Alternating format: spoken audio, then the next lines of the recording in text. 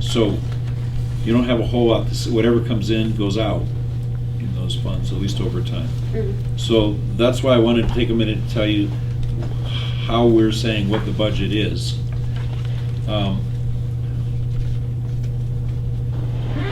That budget totals those funds total $50.8 million. It's an increase of 12%. After years of us having decreases in the budget, but that is skewed by a number of major capital issues, or capital related issues. With Silver Creek, a roundabout at Silver Creek, you know that years ago we set up a redevelopment fund in that area, and it has about, I think it's about 600,000 that we can close it out with, that we will take it out. This is a redevelopment project because it makes development traffic-wise work in Silver Creek. Further, we're accessing money that must be approved by the COG, but is sitting in a state pot that we get to draw in for a right-of-way acquisition. And then we have some of our own money going in. But it's a big project, most of it money that is either one time or not really our money that we're able to, it's like grant funding. Can we get the further breakdown of that? Sure. Of which The part? 1.9, what comes from what? We'll get into that when we start going into the expense side of it. Okay. And the capital projects. Okay. You all remember that the voters did not circulate a petition this year, but the council had directed we not use the money until we knew that for a fact, or we knew what was going to happen there. By the time that happened, it wasn't prudent to go out and book a lot of road projects when we didn't know when the snow was coming. As it is, the snow came kind of early, so basically we are rebudgeting that money, and I think we have a major road maintenance budget this year of over $5 million. Is that right?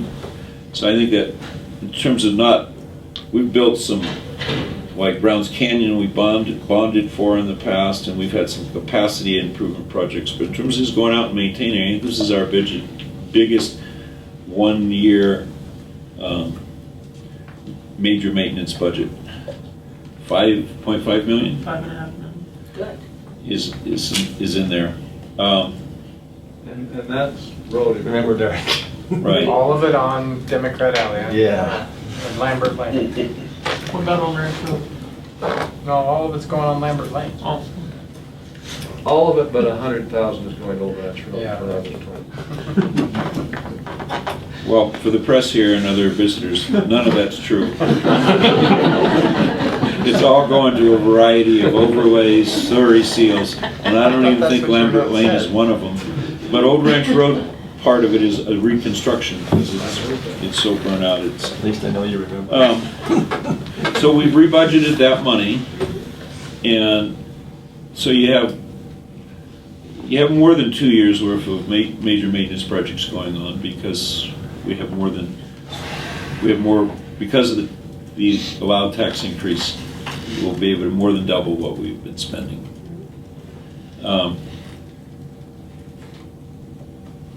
We have the state court has approached us and they want to go in and rearrange and remodel the courts building, Justice Center building, and put in another courtroom. At this point, we've just budgeted for the revenue. We have not signed a contract, nor have we bought off on the architectural plans. But if they want to do it next year, I figured prudent put the money in now.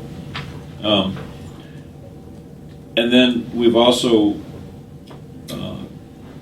we had some frozen positions and some cut positions, and we've tried to restore that. And so there you go. Oh, later I say 5.1. So let me just do a big picture on the revenues, and then we've got an hour where Matt's going to walk you through opening balances and revenues. We don't have a specific policy about opening balances.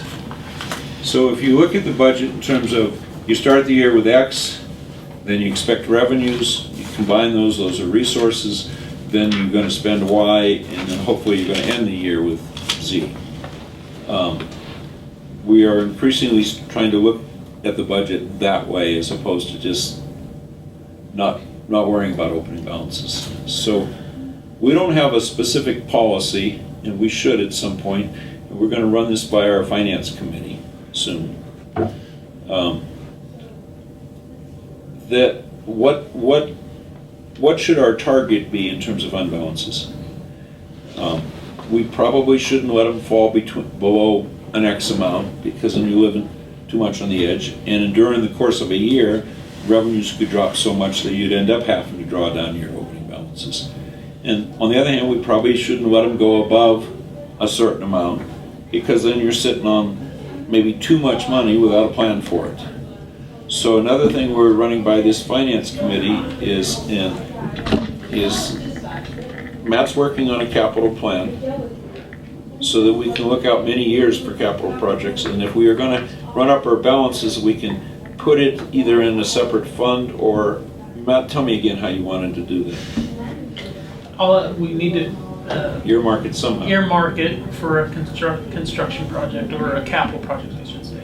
So if you're, and I guess we're starting to get on this, like, Just take a throw up minute this- and we'll go back. This table up on here that you also have in your document. It may have changed a little bit. Some of this, as we get going through the budget process, the budget document's a real fluid document. As you decide to make some changes, it impacts one area and trickles down to another area. So, there we go. I don't know if you want to turn off that. Well, Matt, before you go into real detail, because you're going to cover that, let me just finish my message. Okay. Get out of your way so you can go forward. You can take as much time as you like, as much as my 90 minutes. I might mention to you that envisioned in the budget is a new title for Matt and some more pay too. We're going to reclassify Matt as budget coordinator? Budget Financial director? officer. Financial officer? Yes, sir. Does the new title cost money, or just the salary goes up? I was expensive. We're going to pay him more money. Oh. I'm not sure how to answer your question. Oh, just That's the ignore most deadpan way I can do it. So, opening balances did well in 2012, if you remember from the audit. And we're anticipating that they'll do even better this year. And so that gets you to the point of how much opening, when do you can spend down opening balances. You should have, by policy, the council should be setting, here's a target range that we'd like opening balances to be. Rather than, years ago, I mean, we'd let them build up and so we'd have like 8 million and let's go do a capital project, but there was no capital plan. So that's where we're going. I like that.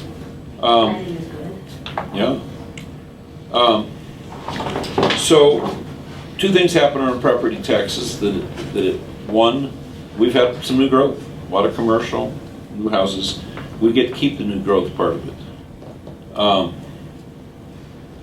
And two, we had the 2 years, I mean, we had the 2013 money we're rolling over in 2014. So, we have more property taxes. And then the economy's coming back. Sales is a little bit the city's error that they help correct, that we get more money, some of which was going to the city. And then just generally, sales taxes are coming back a bit. And development, building permits and development-related planning permits, et cetera, are coming back. And so overall, we've got what I'm going to call a better economy revenue stream. And we anticipate that that will continue into next year. So better opening balances, more property taxes, and more sales taxes and fees. I believe I say here in 5 full-time new positions, but it may be 4. It's 5, but minus 1 because we're recommending reducing position in the county manager's office as secretary position. So that gets you to a net 4. It gets a little confusing because of unfrozen positions and frozen and conversion from contract. For example, the PIO position was this year and done in September, I believe, taken from a contract position to a permanent position. We're suggesting something similar for the economic development position as part of your budget discussions. So I think it's probably better to say it's a net increase of 4 because of the reduction, with some additional positions unfrozen. And when I draw the distinction, because you have a chart of accounts that we have, a chart of positions, which should control both full and part-time positions. And we want to follow that as a, but if we just freeze a position, it's a temporary thing until such time it doesn't amend this chart. So that's where we're getting a little confused. At any rate, I would like to say broadly to you that this is my first budget that didn't go down, and I've been here I noticed you've been a little chipper. 4 years now. Well, Chris, I it think we gets, should all be pretty chipper after what we've been through. you know, it's hard to lay somebody off, and anyway, it's done. We're on the mend. We are not only solvent, but we have some opportunities this year for the first time, at least since I've been here, and I think since any of you have been here. This is the first year you get to assess, work towards priorities. We tried in building this budget to reflect your strategic goals, and where some of you had discussions with me about priorities, and we tried to reflect that. For example, in planning, we have raised wages in 2 different positions, one vacant, one frozen, and we went out to recruit. And I think he's about ready to fill 2 pretty high-level planning positions. That's exciting. It's not a net increase in position, but it's a net in terms of bringing in people that have experience and talent and degrees, etc. So they're different titles than Kimber and Adrian had before. Yeah. Planning and zoning administrator, and what was the other one, Brian? Senior planner. Senior planning.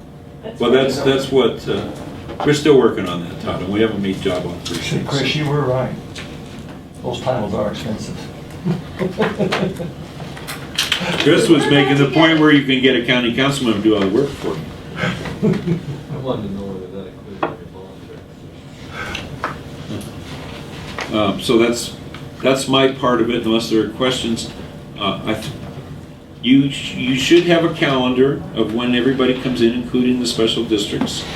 On that calendar, we start with a presentation looking at the revenue side and maybe a little bit opening balance side of the operating funds. If we get through this process, you want to get into any kind of detail of any of the other funds, we're willing to do that. We will focus on the operating funds because, why focus on the transient room tax fund? 90% of it goes to chamber, and we keep 10%. And we're building up towards the fairgrounds. There's not much more to say. Anyway, I'll get out of the way. Thank you. You're on.